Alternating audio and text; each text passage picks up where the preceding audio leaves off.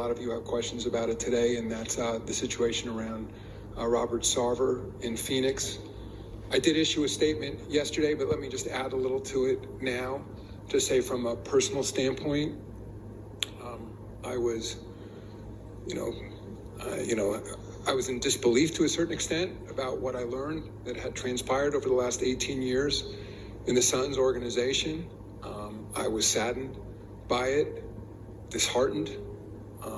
I want to again apologize to the former, in some cases current employees of the Phoenix Suns for what they had to experience. There's absolutely no excuse for it. And we addressed it. I understand, I, of course, have been following what's been said since we issued, those findings. Let me reiterate, the conduct is indefensible, but I feel we dealt with it in a fair manner, in both taking into account the totality of the circumstances, not just those particular allegations, but the 18 years in which Mr. Sarver has owned the Suns and the Mercury. But part of the goal in being transparent here, and that is in issuing a public report, of course, is so that whether it's the media or the public can draw their own conclusions in the same way I did.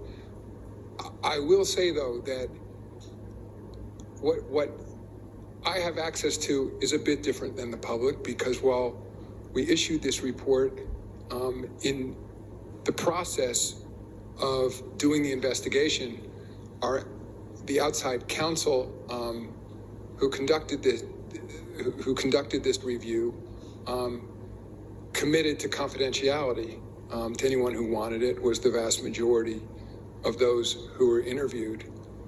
Plus, they looked at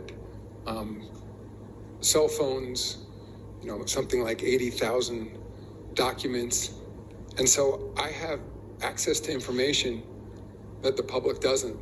And again, that I'm able to look at the totality of the circumstances around those events in a way that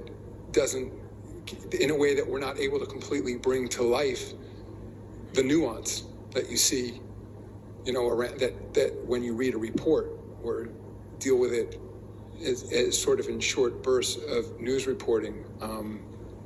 And I think that puts me in a different position, ultimately, as the person who has to render the ultimate judgment about what is a fair outcome here.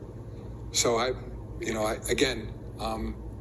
wish I could share that with all of you, but I can't, because that was the condition on which this investigation was conducted. But with that, happy to answer any questions regarding the Sarver situation or anything else.